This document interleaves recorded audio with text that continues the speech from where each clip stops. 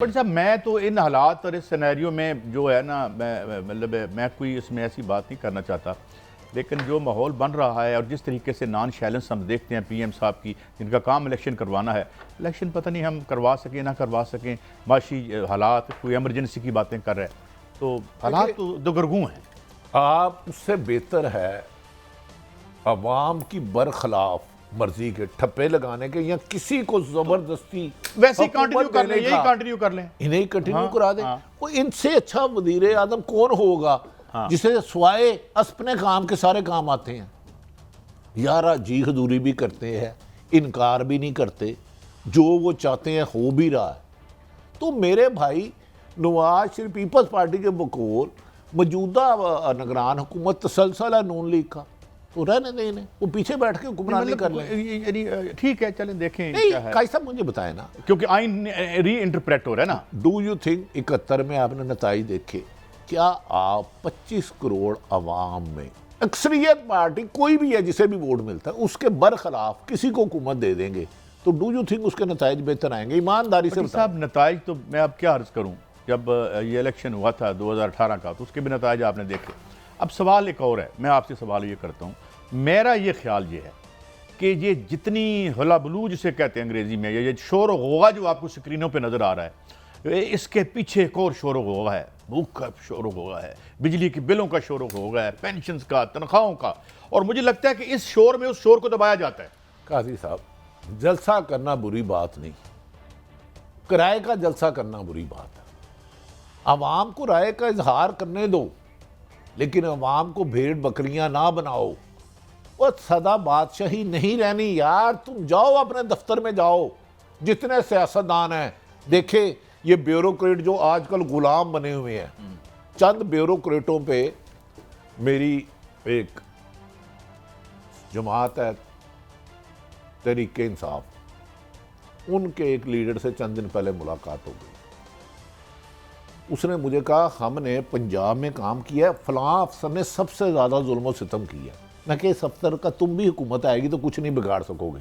ये बहुत बड़ा माफिया, जहाँ बहुत अच्छे अफसर हैं वहाँ गलीज अफसर भी हैं। तो कादी साहब, डू यू थिंक सरकारी अफसर को हुक्मरानों के गैर आईनी गैर कानूनी हकामात मानने की बजाय आइन के मुताबिक नहीं चलना चाहिए? यही था। मैं आपको ये जो ट्रेजेडी या ये जो मसला हुआ, जो डबैकल खान साहब किया, ये उसकी वजह भी यही थी। वो एक बुराई के निज़ाम में अच्छाई तलाश करते करते कहाँ से कहाँ पहुँच गए। मुझे ये ज़रा एक आपको शॉर्ट सुनवाना है, फिर से बात को आगे बढ़ाएं। साहब, उससे पहले एक लफ्ज़ बता दूँ आपको, एक अहम खबर देने लगूँ, अहम खबर देने लगूँ। हाँ जी, हाँ जी, खबर दें। जो डिसीजन है कल पे अमल होता नहीं होता, मैंने बता दिया है, हमेशा हर प्रोग्राम में ये फॉरएवर रख ले मेरे लिए, फ्यूचर का अल्लाह को पता है। अगर नवाज शरीफ साहब को अक्सरियत मिल गई 130 से 35, अवाम ने दे दी, या नताइज उनके हक में आ गए, या अवाम नहीं हो सकता है वोट दे दे, मुझे तो गैप का इलम नहीं है, तो आपका अगला वज़ीर आज़म कौन होगा आपके ख्याल में? नवाज शरीफ साहब को होना चाहिए। बस इत्थे आके रह गए, मैं तुहानू कहती रह जाना। मरियम साहिबा, चलो अच्छी बात है अगर वो क्वालिफाई। भाई ये डिस्कशन हुई है, मैं ये नहीं कह रहा बन जाएंगे, डिस्कशन हुई है, क्योंकि मरियम नवाज साहिबा की कुछ ख्वाहिशात हैं वो ही आके पूरी कर सकती हैं, क्योंकि शहबाज शरीफ साहब जब 16 माह रहे थे उन्होंने उस ख्वाहिशात को मानने से इनकार कर दिया था। अब नवाज शरीफ साहब ने लंदन में इजहार किया तो मीनारे पाकिस्तान आके उस पे हो गया तहैया, तूफान किए हुए, क्या वो बड़ा तूफान किए हुए, लेकिन तूफान कोई नहीं। ये मैं भी कर्ज कर दूं, जो हमने बात की थी और मोहम्मद मालिक साहब भी पिछले आए हुए थे, मैंने आपको शॉर्ट भी सुनवाना है। हजूर पीएम जो पाकिस्तान का ऑफिस है ना, वो बहुत बड़ा नाजुक है, वहाँ ज़रा सी भी पत्ता हिलता है ना तो फिर बंदा भी हिल जाता है। तो मरियम साहिबा मुमकिन है, अब ठीक है, अच्छी बात है, वहाँ हम उनको भी वेलकम कहेंगे। नून लीग और किचन कैबिनेट डिस्कस कर रही है, ना हम हुकूमतें बनाते हैं ना गिराते हैं, ना हमारा काम है। हमारा काम है लोगों तक जो इन्फॉर्मेशन आई है उसे काउंटर बार बार चेक करके कहने के मुमकिन तौर पर बन सकती हैं। अच्छा, अब देख 60 थोड़ी देर बाद आपको सुना, देखें वो तो कह रहे हैं कि सुप्रीम कोर्ट से भी इस्तीफे आएंगे और नैब के फैसले भी पहले ही कर देंगे। फिर सवाल तो जब लंदन में आपके जो टॉप डिप्लोमेट हैं वो जाके उस वक्त तक तो वो नहीं थे ना, उस वक्त तक तो वो कॉन्विक्ट ही थे, तो उसके बाद चीज़ें तो वाज़ेह हैं। कन्विक्ट होना कौन सी बुराई है पाकिस्तान में? मुझे बता दें, दुनिया के कितने ममालिक हैं इस वक्त नक्शे पे? दुनिया पे कितने ममालिक हैं? एक ऐसा मुल्क बताएं जिसका कन्विक्टेड मुजरम हो, इश्तिहारी हो, और उसे उसका एम्बेसडर एयरपोर्ट पे छोड़ने आए, उसके लिए बायोमेट्रिक उधर जाए। एक मुल्क तो बता देना काजी साहब। अब थोड़ा सा आप हमें अपने इल्म से, इल्म की रोशनी से हमें भी कुछ अच्छा, मैं कुछ वकला ने मुझसे बात की, मैं समझना चाहता हूँ, और मुझे लगता है कि बड़ा इर्तका हो रहा है हमारे आइन में। ये भी तो पहली दफ़ा हुआ ना जो आप कह रहे हैं कि कॉन्विक्ट जो थे वो। नहीं, मैं नहीं कह रहा, ये हुआ है। नहीं, ये मेरे खाते की हर चीज पांदे बात को सबूत दे। बट्टी साहब, मैं पूछना ये चाहता हूँ, लोग ये पूछ रहे हैं कि भाई नैब ये तो कह सकती है कि हमें इस मुलज़म की गिरफ्तारी मतलूब नहीं है, लेकिन एक जो मुजरिम है, खुद कहा, आपके इंस्टीट्यूशन ने कहा, हमने तो नहीं कहा उनको, हमारे तो ख्याल में वो ट्रायल हुआ या नहीं हुआ, मगर आपने किया, तो उसकी कैसे कह सकते हैं कि इसकी गिरफ्तारी हमें नहीं चाहिए? What does this mean? काजी साहब, अगर लाहौर पुलिस में मेरा ख्याल है 500-600 डकैती चोरी की वारदातें या 300-400 होती होंगी, लाखों नहीं तो हज़ारों मुकदमे मैंने देखे हैं। मैंने ज़िंदगी में कभी ये तसव्वुर भी नहीं किया जिसको पुलिस खुद चलान करे या नैब खुद चलान करे, और नैब के चलान पर, प्रोसिक्यूटर पर उनके आर्गूमेंट के बाद सजा हुई और वो कहे हमें इसकी गिरफ्तारी नहीं चाहिए। अनबिलीवेबल है। मतलब है ये मौजज़े है। सुना था कि मौजज़े नबियों पैगंबरों के लिए होते हैं, आप नबी पाक से रुखसत फरमा गए, पर्दा फरमा गए, तो इन्होंने इस दौर में कर दिखाया कि जिसके नैब के प्रोसिक्यूशन पर, चलान पर, इन्वेस्टिगेशन पर सजा दी गई, वो नायब कहता है ना हमें इनकी गिरफ्तारी मतलूब है, आप इनकी अबूरी जमानत कर दें। और अब जो जिम्मेदार जराए बता रहे हैं, यही नैब प्रोसिक्यूशन की नैब इन्हें क्लीन चिट दिलवाएगी। ये प्रोग्राम हो रहा ना, और क्लीन चिट ही है, अब तो सिर्फ फॉर्मेलिटी। सब फॉर्मेलिटी पूरी करानी है। लेकिन देखिए, अब भी अगर नवाज शरीफ साहब आए हैं, पीपल्स पार्टी के बकौल डील के साथ आए हैं, पीपल्स पार्टी के बकौल, मेरी तो इतनी हैसियत ही नहीं, तो डील तो कुछ अर्सा पहले हुई होगी, 1 मिनट पहले थोड़ा होती है। मजाक 2019 से खेल चल गया था। ये भी हल्के कुछ कह रहे हैं करीबी मुस्लिम लीग नून के अंदर के ये स्नैप को भी हमने ख़त्म करने से पहले ये मौक़िफ़ था, बल्कि खाकान अब्बासी साहब, शायद खाकान अब्बासी साहब तो कहते थे कि इसकी वजह से साड़ी तरक्की रुकी हुई है। तो यार मैं चाहता तरक्की हो जाए, तो लेकिन नैब से पहले काम करवा लें अपने, फिर बंद कर देंगे। 2 मिनट ठहर जाए। क्या नैब की कारकर्दगी माना अच्छी नहीं? मैं भी कहता हूँ, और पिछले दौर में भी नहीं सिर्फ। क्या एंटी करप्शन की अच्छी है, पुलिस की अच्छी है?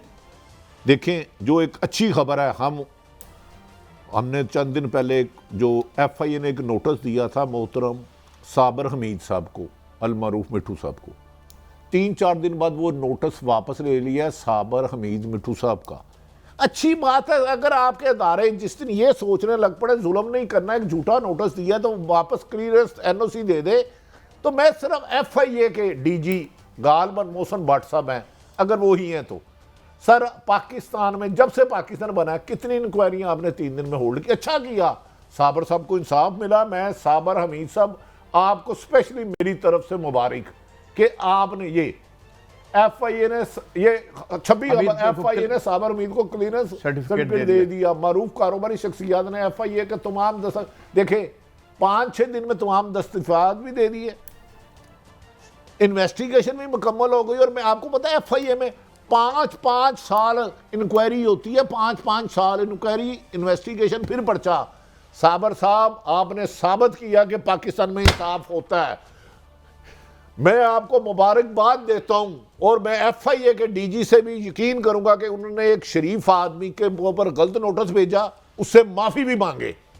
इस तरह मुल्क में आइन और कानून की हुक्मरानी होगी। जैसे आपने एक बात यह है कि उन्होंने नाम भी कम से कम प्रॉपर, पहले जब ये उन्होंने अखबारों में छापा तो ये जो वगैरह नहीं देने चाहिए। हमीद साहब का नहीं, उनको प्यार से मिठू, अब मेरा भी घर में एक निकनेम, और एक बचपन में होता है ना वो, तो फिर देखो, मीठा मीठा है मेरे मोहम्मद का नाम, उसमें लाखों करोड़ों दरूदो सलाम। अच्छा, तो नाम नहीं, कायद साहब नहीं। देखें, मुझे खुशी है कि साबर साहब, मेरे पास अगर इनका नंबर होता, हल्फन मैं कहता हूँ, मैं इन्हें फ़ोन करके मुबारक देता कि FIA जैसे घोड़े को जो किसी को कह देता तूने 16.5 अरब की करप्शन की, तूने खरबों की करप्शन की, और साल साल चलाते हैं। लेकिन सिर्फ चंद दिनों में, चंद घंटों में उन्हें एहसास हो गया कि इतने मोतबर बिजनेसमैन को, जिन्हें साफ शफाफ बिजनेस, रिज़्क़ हलाल कमाना तो इबादत है ना, तो आपने FIA की इस गलती पर भी कादी साहब अगर इसने इस्लाह की है तो क्या ये आइंदा किसी और के लिए भी ये अगर गलती से नोटिस साहब अब तो नहीं पता, लेकिन देखे ना नैब के बारे में लोगों की बड़ी मिक्स्ड ओपिनियन है, लेकिन नैब ने एक बहुत अच्छा FIA के बारे में अच्छी है, एंटी करप्शन मैं अर्ज करता हूँ कि उस नैब ने बहुत पैसों की रिकवरी भी करवाई है, बेशुमार अरबों रुपए की रिकवरी भी उसके दौर में हुई है। भाई साहब महकमे कोई बुरे नहीं होते, उन्हें इस्तेमाल गलत किया जाता है। अगर नैब को ईमानदारी से काम करे तो अच्छा रिजल्ट आएगा। लेकिन वो नैब, ये क्या है, एक नैब आज कह रहा है नवाज शरीफ गलत है, कल कह रहा है बेगुनाह। हाँ, अगर नवाज शरीफ से नाइंसाफ़ी हुई है तो जिन्होंने नाइंसाफ़ी की है उन सबको उल्टा लटका दो। खुदा के लिए ये रस्म बंद करो इंतकामी कार्रवाइयों की। हाँ, किसी भी सियासी जमात या आम शहरी के खिलाफ भी हो, इन अदारों को, घोड़ों को रोको। अब इन्होंने मुल्क को गिद्ध ख़त्म कर दिया जितना लोगों का खाया है। तो चौकाई साहब देखें, FIA की एफिशिएंसी देखें, नैब 10-10 साल इंक्वायरी करता है, FIA खुद 10-10 साल इंक्वायरी आम है। मुझे पता है मोहसिन भट्ट साहब यकीनन DG FIA साबर हमीद साहब से माजरत करेंगे। अब जैसे आपकी नैब ने, जब आपको पता है इस्लामाबाद हाई कोर्ट में था, नैब को भी तलब नहीं किया, प्रोसिक्यूटर पहुंच गया, जी सर हमें तो उनकी बेल पे कोई इतराज़ नहीं। ये तेज़ी तो आई है इंसाफ की डिलीवरी में।